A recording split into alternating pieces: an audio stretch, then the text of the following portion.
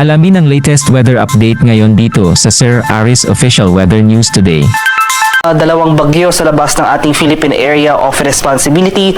Una, itong severe tropical storm na may international name na Trami na dating si Christine. So nakalabas na ito na ating PAR kahapon alas 2 ng hapon or 2 p.m. So yung latest location naman natin as of 3 a.m. today ay sa layong 630 kilometers kanluran ng Bacnotan sa La Union. Ito ay may taglay na lakas ng hangin na malapit sa gitna na umaabot sa 95 kilometers per hour, pagbugso na umaabot sa 115 kilometers per hour. Patuloy yung paggalaw nito westward or pakanluran sa bilis sa 20 kilometers per hour papalayo sa ating bansa. At ito pang isang bagyo, itong tropical storm na may international name na Kongray na nasa labas pa ng ating Philippine Area of Responsibility. Yung last location naman natin, 1,825 kilometers silangan ng Central Luzon. May taglay na lakas ng hangin na malapit sa gitna na umaabot sa 65 kilometers per hour, pagbugso na umaabot sa 80 kilometers per hour. Paggalaw naman ito ay northwestward sa bilis sa 35 kilometers per hour, palapit dito sa eastern boundary ng ating Philippine Area of Responsibility. At makikita natin dito sa ating latest satellite images na yung trough o extension nitong si severe tropical storm Trami na dating ang si Christine ay magdudulot or nagdudulot ng mga kaulapan sa malaking bahagi sa western section ng southern Luzon. Samantala, yung southwesterly wind flow o yung hangin na nanggagaling sa timog kanluran na pinapairal ni dating si Bagyong Christine ay magdudulot rin ng mga kaulapan at pag-ulan ngayong araw sa malaking bahagi ng Visayas at itong northern portion ng Mindanao. For Metro Manila and sa nalalabing bahagi pa ng ating bansa, makakaranasan tayo ngayong araw ng mas maaliwalas sa panahon maliban na lamang sa mga tsansa ng isolated rain showers or localized thunderstorms. At ito ngayon ating latest track and intensity forecast para kay severe tropical storm Christine na issued 11 p.m. yesterday.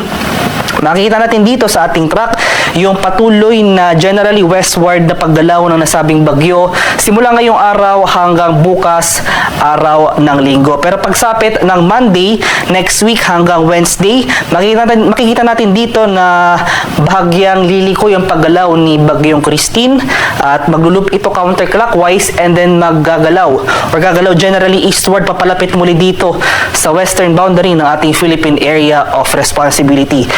Yung looping movement na ito magiging heavily dependent sa magiging track and intensity ni itong isa pang tropical storm nating binabantayan, itong tropical storm Kongray na nasa silangan ng ating Philippine Area of Responsibility outside PAR.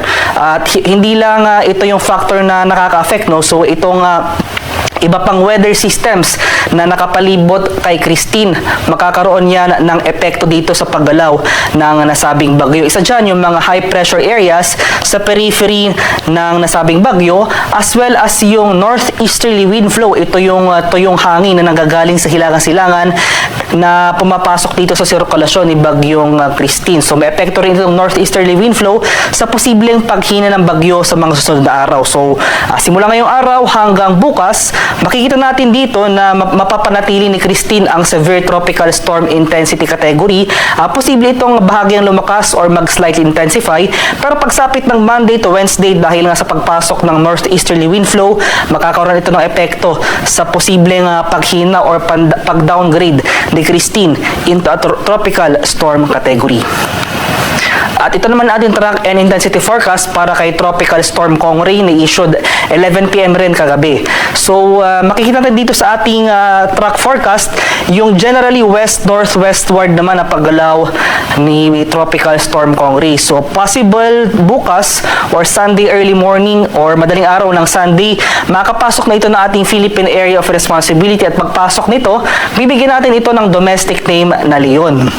Magpapatuloy ang west-northwestward na paggalaw ni Tropical Storm Kongray hanggang sa araw ng Lunes. Monday to Tuesday, magiging northwestward yung paggalaw nito.